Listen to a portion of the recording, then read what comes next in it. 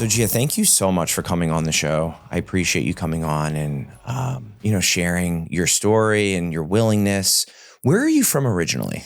I'm from New Jersey. I was born in Ridgewood, New Jersey. I lived in Hohokus and came to Florida in 85. So you were one of the first ones down here. Yes. From up north. Yes. Before even Abacoa or any of these places were here, I was here. What year? So audience, I live in a development called Abacoa. When did they build this development? Gosh, I don't even know. But when I first came down, this was just barren land. Wow. Yep. Florida's insane now. Florida's insane now. Totally, all these buildups. But I remember coming to look at the model homes because this development started across the street. That's where it started. And we looked at like the model homes to see, potential. Gosh, what year was that? I don't even know. 27. No, it was before that. It was 2007. It was a while. Yeah. Yeah. So you moved down here. Your childhood was in New Jersey for the most part. My young childhood, yes. What was that like? Did you have siblings and were your parents together? This show is sponsored by Open Recovery Addiction Help. Whether you're newly sober, in long-term sobriety, or even maybe looking to make a change in your life, Open Recovery offers 24/7 support right from your phone. It's anonymous and packed with tools to help you stay connected, stay accountable, and build the life you deserve. Download the Open Recovery Addiction Help app today and take the next step in your recovery journey. My parents were married. I have a younger brother who's 5 years younger. I loved my town where I grew up. It was a very small town. I had about 4 best friends, the 4 girls that we just did everything together. One very special friend named Gina, who I met in preschool. Up until 8th grade, we were friends. But it was a nice town. Everybody knew everybody in that town. It was very different from when I moved to Florida because there were no small towns. You would bus in for schools or this or that. But I thought I loved my childhood. You know what I mean? I would say it was, I had a mother who for every holiday would get all excited and get me excited. You know what I mean? So it was fun. It was a fun childhood when I look back. Involved parents. Yeah, they were there. Involved mother. Involved mother. Yes. Okay. Involved mother. Was your father working a lot? My father was always working. He was always working. He's from Italy. My dad is first generation Italian. So he came over from Italy when he was 13. So he was always working. But dinner was always on the table at 6 o'clock. Sunday dinners are nice Italian family. 3 o'clock, I couldn't play with my friends on Sunday because we had family dinner. So, yeah. What was high school like? High school was a nightmare. All my guests say that. All my guests say. That's why I ask about high school. Well, I'm glad you asked because in 85 is when we came to Florida halfway through my freshman year. And I was in New Jersey at a public high school. All my friends were there and I had to leave all my girlfriends to come to Florida. So at first I went to a private all-girls school and I wouldn't even stay there. I ran away from my mom every morning. She'd drop me off, run out of the car.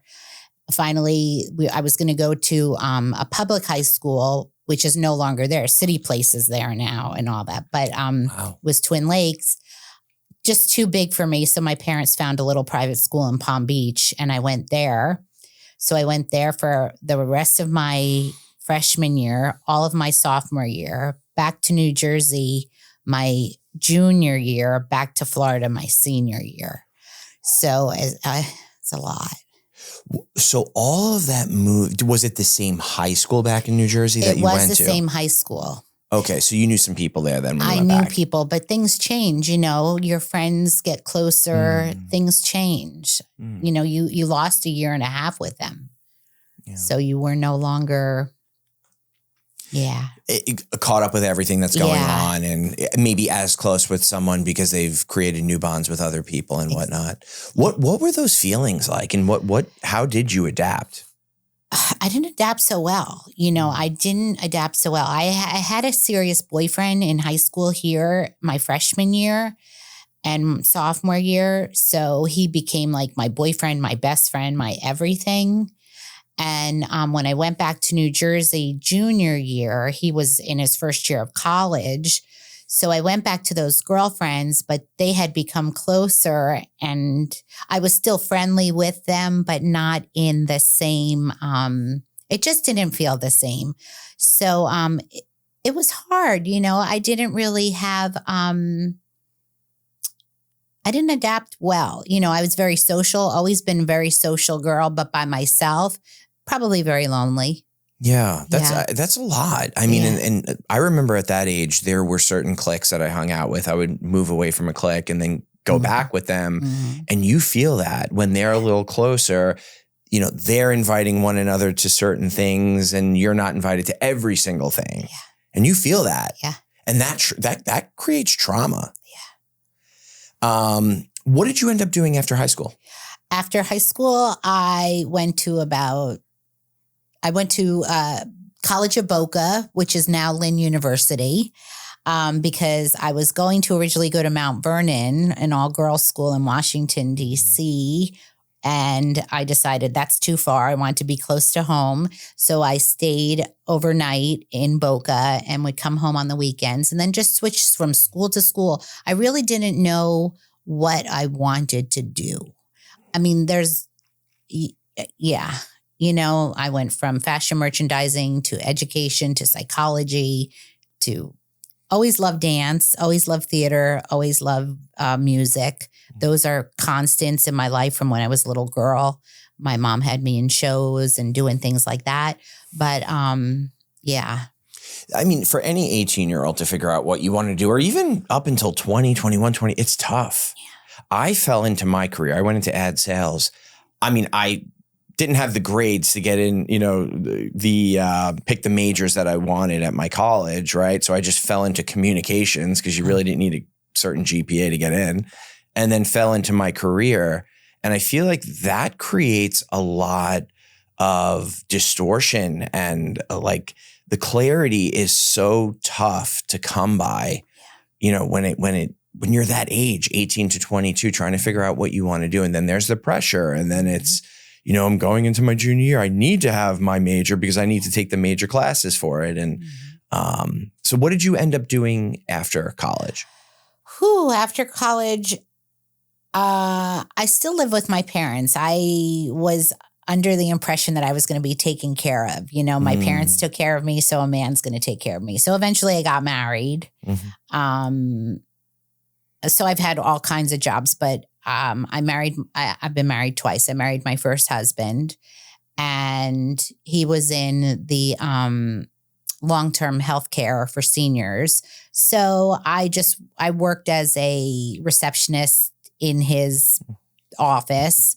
And then, but that was a short-lived relationship. I stayed with him a year and a half. It wasn't him. I take full responsibility. I didn't know what I wanted. I didn't know what marriage was all about. So I left that relationship and then came back to my mom. My parents are divorced now. They were divorced at 25 and I did a lot of different things. I'm fortunate in that respect because I've had the opportunity to be in the medical field, to be in the fashion field, to be in the education field, so. Are you drinking around this time, doing drugs, kind of escaping with another vice? The whole time. Okay. The whole time. Now, did that start in high school? Did it start before high school? That started, I would say probably I experimented with my first drink in 8th grade. Okay. If not 8th grade, the summer of. But my first drunk was definitely a senior in New Jersey.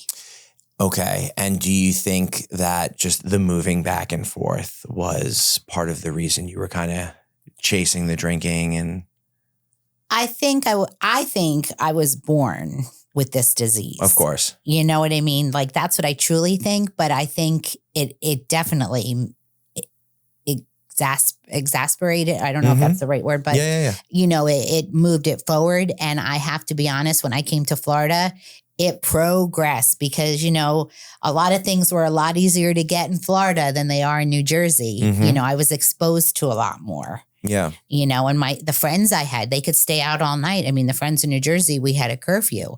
I could just, you know, say I'm staying at a girlfriend's house and not be at her house, you know, and doing other things. Yeah. So were your parents very strict when it came to like the time you had to be on? Okay. So you having to like premeditate everything and set everything up before, you know, the night starts. I'm sleeping at this girl's house. If anyone says anything, I'm sleeping there. Yep. But you're out.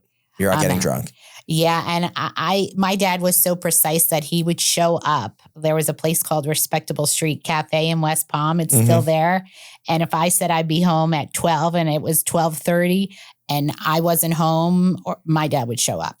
Like I had he was very protective because he was a man. He saw some probably things that, you know, he didn't want me to have to experience. But I had a curfew and I had to plan it out. And, you know, one time we went to a girlfriend's house and from that house, we went to another house and then we came home and I was very, very drunk, like to a point where my parents were worried. Like my dad slept outside of my room all night. You know what I mean? Because these are the kind of things that I would do. Yeah. You know? So after your first marriage, you move back home. You're, you know, trying out different careers, looking into, you know, potentially what you want to do next. Where do you go from there? I was working at a drug research center where they do trial investigations and also a medical assistant. And I like that job. And I was doing that. And then I was also partying a lot. So, you know, I had met a nice man and he was going to pharmacy school. And at the time I thought, he's too nice for me. You know, like I'm partying, like he's not going to like this, you know, if he knows the real me. So I broke that off and I met this other man who soon became my second husband. And we, you know, that's what was our bond. That's how we connected. We partied together. You know, I learned how to stay out all night and go to work the next day. Yeah. You know, and I thought, wow, that's great. You know what I mean? I could do what I want and still go to work. Were you guys kind of co-signing one another? Totally. Okay. Totally. Yeah. Totally. Until one day when I said to him, I think we have a problem. You know what I mean? Because this has been going on. And he said, I don't think I have a problem. I said, well, I do. So my brother at the time was married to this girl who both of them, you know, were clean and sober. And I went to this group to try to get clean and sober. And that lasted for me 13 years. So I didn't use on my own accord. Or, you know, by like I took yoga teacher training. I mean, I was looking for some sense of a spiritual something. I had my son at the time. So when I had my son, I was not drinking or doing any other things. I don't want to say drugging in case he sees this, but drugging, you know, and that lasted 13 years. And then my second husband, we got divorced and we were out in the dating world. And I met a man who drank and I thought, oh, sorry. That's okay. Go ahead. So sorry. I don't mean to cut you off. No, before you go in, I know where you're going to go with this, but before you do that, I am so fascinated that you stayed from your first meeting for 13 years. And I love it because like community and meeting places that you can go to, there are places that you can go to get help. And a lot of people don't know that. We are fortunate. Yes. What was it when you went into that first meeting, starting that 13 years of sobriety? What was it that kind of hooked you in? Well, I'll be honest. I had gone to meetings previously, like or 12-step meetings, you know, and recovery things. But I went to this group. It wasn't a group. It wasn't a 12-step group. It was a regular group where you just have to nobody co-signs your garbage. You know what I mean? You're just I love so-and-so the most. I don't like you. You're lying. You know what I mean? Get honest. I was a little quiet in that group, but it kept me clean for 13 years. And then, I have a family member who is sober and his wife was sober. So I had sober supports around me. That's amazing. And then towards the end of that, I started going to 12-step meetings because I needed something. Yeah. And they never made sense to me until after those 13 years where the first meeting I was just like, I went to, I felt very weird. Like I felt out of place and uncomfortable and a little paranoia, can I say? Yeah, I felt the same thing. Yeah. And then as time went on, that goes away. Of course. But yeah, that's how I felt. So the power of the community and like having others that are, chasing the same goal that you're chasing makes it so much easier. Because I felt like I was alone for a very long time and I didn't know where to go. And then I knew someone who went to self-help meetings. They brought me. And then from there on, it took me 10 years of relapsing, by the way. So I didn't get it right away. I was a little more thick-headed, but that's amazing. So, okay. And apologies for cutting you off on the story. I just wanted to kind of go back and rehash that because that's something to be really proud of. I mean, you now had a sober reference because I know where you're going with this story. Yeah. And if I am correct, you picked back up again, but you had a sober reference and that happened with me as well. And I knew where to go. I knew that there was a better way out there than what I was doing. And to be honest with you, it ruined my drunk for the rest of the time that I relapsed. But go ahead. So the end of 13 years. You pegged me. So 13 years, I met someone, started drinking, drank for like a year and a half. Not like I did. And then almost got pulled over for a DUI and thought to myself, I have a little boy at home. What kind of mother am I? My mother would never do this.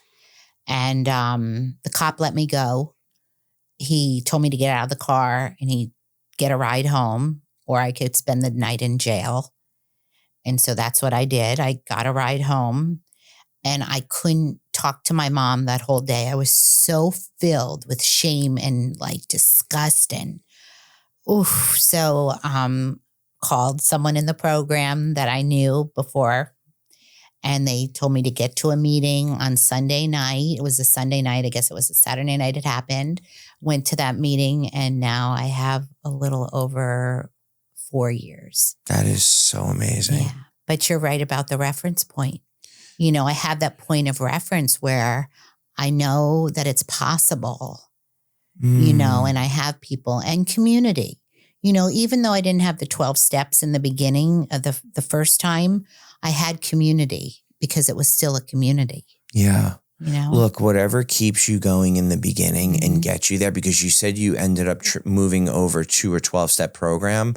Look, it's not recommended to wait, but like the 12-step program, you are working on yourself. You're looking at yourself. Like, yeah, you need the community. That's like a given there, right? Like fellowshipping, all that stuff. But looking at yourself, I mean, drinking, drugs, for me, gambling, amongst all these other different things, those are symptoms, right? Yeah. My void, like the problem is here. Well, the problem is here, but it's within myself. Yeah.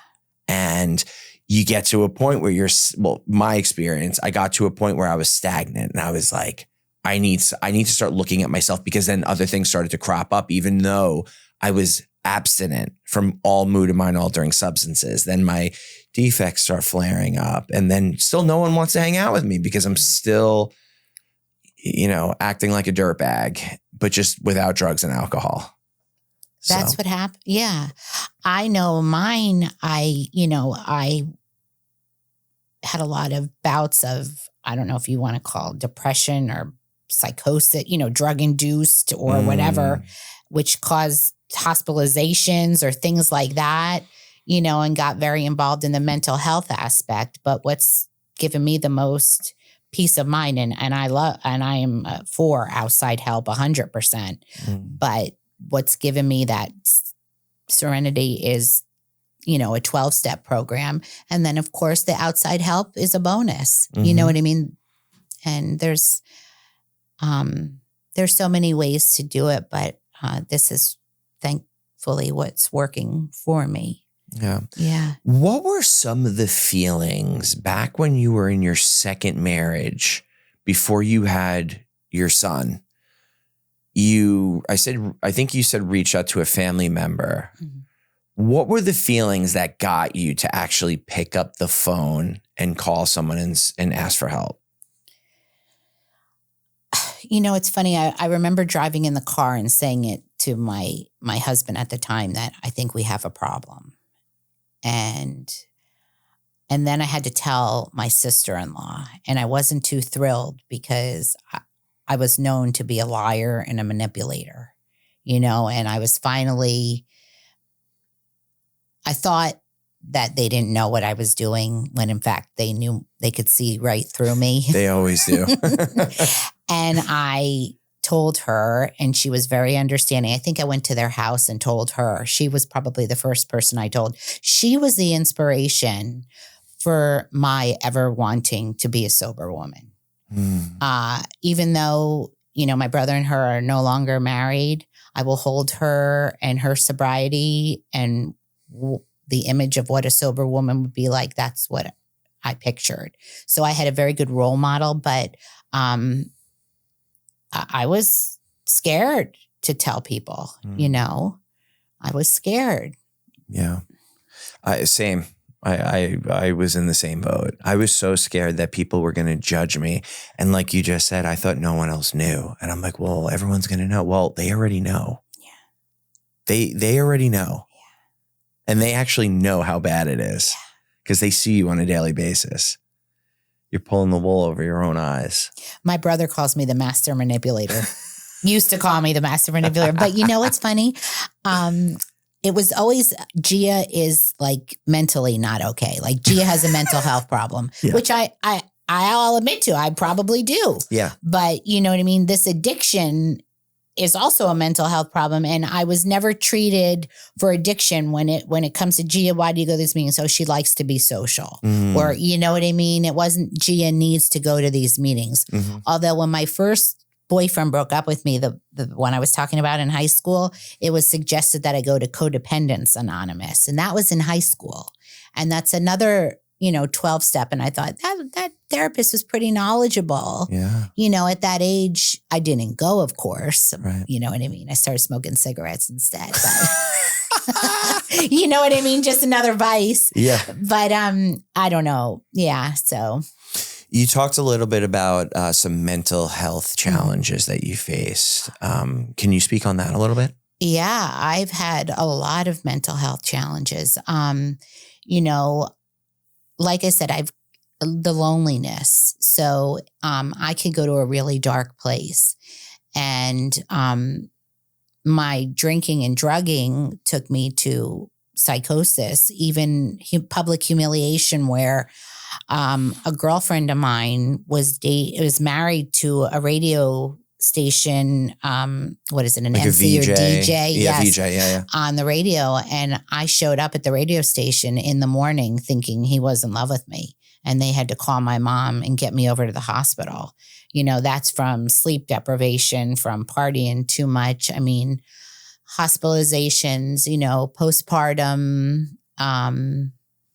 Once you have what they call psychosis, so I've been told by doctors, it doesn't just go away, and there's residual and you're more prone to have that happen. So I have to be really mindful of when I'm going 150 miles, an hour in my head, where that's going to take me, and that could be my addiction. I don't know where the two cross or how to differentiate the two. For me, it goes together.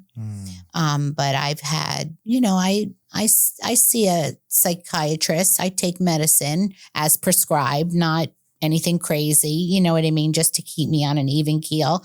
And I did a lot of work with the National Alliance of Mental Illness for NAMI. I was, a peer specialist. So mental health and addiction are very real for me. Yeah. And I think it's very important too that like seeking outside help, not just you go to a meeting and people, no, I can't speak on other people. You go to meetings, or at least my experience was I go to meetings and it's like, okay, you don't need to see any doctors or anything. Well, there could be potentially something else going on. And, medical professionals, it's definitely strongly advised if you think something is going on to see one. And because it could save your life. And it's maybe what you need. Yeah, I've had that like in the program where people are like, don't do this or don't, I have to seek an open-minded, let's say sponsor or someone because, I need my medicine or I'm not going to be okay. I've tried that path. I've tried to do it without medicine and it takes me right back to that hospital and I'm not willing to play with my life anymore. I have a 16-year-old son, that I have to be responsible for. He's seen me, not come home and be in a hospital.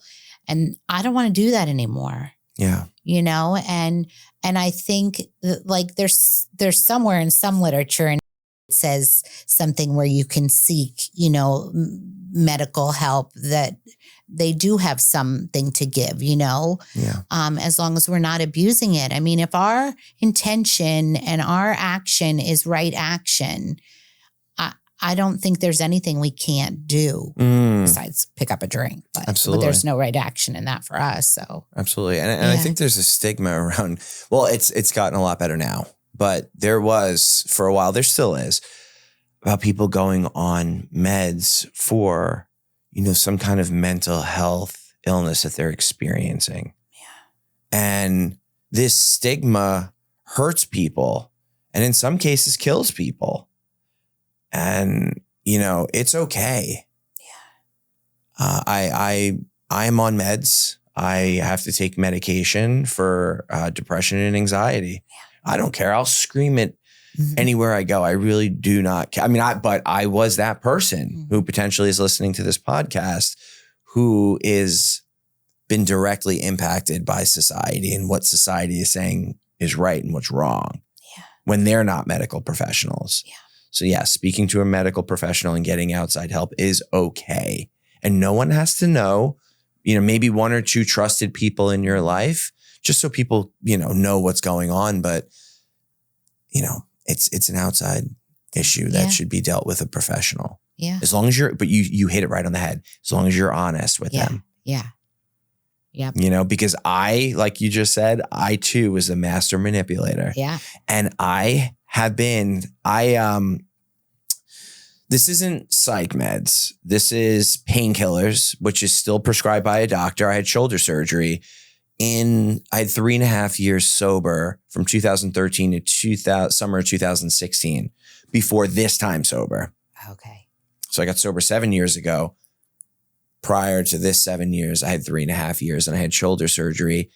I manipulated the shit out of that doctor. I knew exactly what I was doing. Mm-hmm. It's like, oh, well, I'm in recovery. You can't prescribe. I had an issue with pain meds. I said that just to get my wife off my back. But I told him, if you really think I need pain meds, it is okay. Because the meetings I go to say, if the medical professional thinks you should have them, I left that door wide open. The relapse for me started way before the surgery, before I hurt my shoulder. I wasn't spiritually fit. Yeah. We were talking a little bit about spirituality. Yeah. Where are you at today? I'm glad you asked. You know what? As you were speaking, my head was going to, we will not regret the past nor wish to shut the door on it. And that's where I am today. Just talking about like the mental health or the addiction or the medicine or the psychosis. I've always wanted to use my voice in a way to help others. And I didn't know how God or my higher power was going to do that. And God shows up for me, and maybe it's the universe. I don't know. I don't know what this, I call it God because it's just the easiest thing to put my finger on. But spirituality, like I said, I have something today. I don't know what it is, but I never had it before. And I am surely not willing to lose it. So today I can be pretty sure I'm not going to pick up a drink. Like I already went to a meeting. I did my prayers. I have a wonderful sponsor. That's what it takes for me. I would get outside help if I need it. You know what I mean? If there's an issue, because she is not a professional, she's someone in the program. And she would probably encourage that too. Yeah. And spiritually, I just got to say, I feel great. I feel like something has changed in my life. You got the glow. Thank you. You got spiritually fit glow. Thank you. You kind of know when people are in recovery and when they got that, when they're spiritually fit and gravitating towards that person. Okay. But yeah, no, it's a beautiful thing. Do you believe in God? Yes, I believe there's something more. Yeah.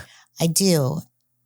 And somebody said something like, and if there isn't, what is the harm if I do believe? I'm happier if I do believe. So whether there is or isn't, I don't know. But, I choose to believe because it makes me happier and a better person. Yeah. But I do believe. Yeah. So you do believe that there is something greater than yourself. Yeah, because I couldn't have made me feel like this. I tried for years and years and years and years and you know what I mean? And nothing happened. Why all of a sudden did it happen? Yeah. How did I can't tell you, Mm-hmm. The statistics are heavily against alcoholics and addicts, unfortunately. And I think that is also, that statistic is the way it is because of a number of things. But I think here in the US, I think education, people not knowing where to go, people not knowing where to get help. It's, something that needs to get better. And obviously through this podcast and, other outlets, hopefully they can get that help and that education because it's severely lacking. Yeah. And, I'm very grateful that, yourself, myself, we stumbled upon it. We knew someone that had a little bit of sobriety. And for me, that's a God thing. Yeah. And, it's so important. I was talking to you about lately, I've really been leaning on God a lot and nothing has failed. Yeah. Nothing. Yeah. And I'm peaceful through a very turbulent time, which no drug was able to do for me. No drink was able to do for me. It's wild. It's wild. And people think their lives are over when they put the drink or the drug down. I'm like, this is it. I can't party anymore. I couldn't fathom a life without drinking and drugs. Right. And I'm like, this isn't going to be fun. I'm just going to grow old. Right. And life's going to be miserable. My life started when I put it down. It's a beautiful thing. Totally. You mentioned one thing. I'm jumping around here a little bit. Okay. Yeah. But I think it's important for men to understand this, to better support the mother of their child. And I was married. I had a daughter with my ex.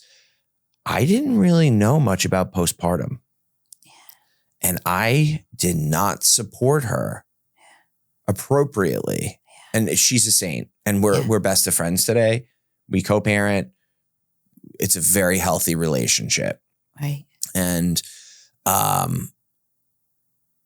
what can you describe for us what postpartum is like for a woman once she has a child? What my postpartum was like was when I was in the hospital, I feel like I remembered the moment like something clicked and I was holding my son and I guess I was shaking him, but I didn't mean to shake him. And the nurse says, no, don't shake him. And right then something clicked in my head and I'm thinking, oh my God, I'm shaking my son. And all this floodgates open. I'm trying to kill my son. I'm a fear. You know what I mean? Then my son wouldn't latch on my breast. So we got a lactation. I'm not a good mother. I can't breastfeed. Then I had to go on medicine. Then I had to pump. It's a feeling of lack of connection.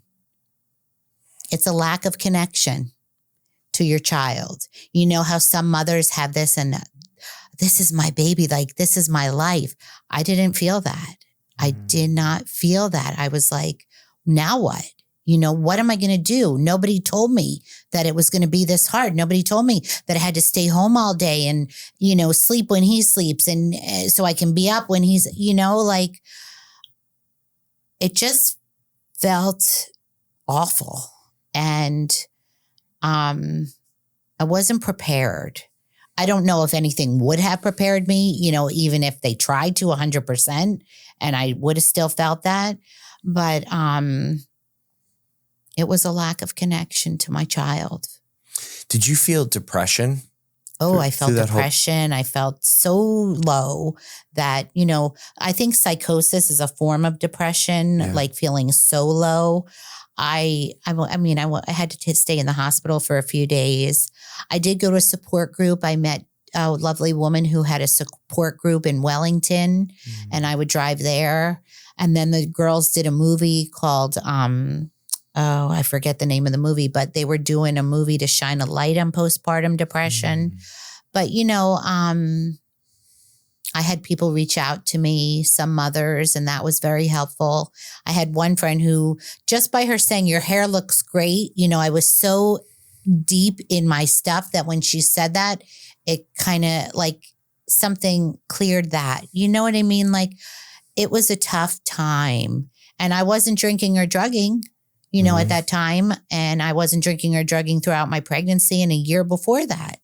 So, but I had a psychiatrist in years prior tell me that you will probably get postpartum depression.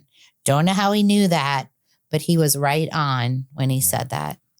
Yeah, I just feel like there's a lack of education for men. And, to support the mother of their child. What, in a perfect world, how could a partner, well, whether it's a guy, it's a girl, how could they support their partner in going through that? I'm glad you asked that question. You know what I thought of, and this is no offense to my ex-husband, but emotionally he was unavailable. We met using, so we were both unavailable. I feel if I had a man who could emotionally support me and knew how to, knew me, knew Gia, then I think it wouldn't have been as severe as it was, but he didn't know any better. I mean, no finances, no nothing, it would take a man who's really, got it together internally. Yeah. Yeah. It's crazy. I would like to believe I was a good husband. But the crazy thing is postpartum was over for my ex. And then she was like, you realize I was going through postpartum. And I'm like,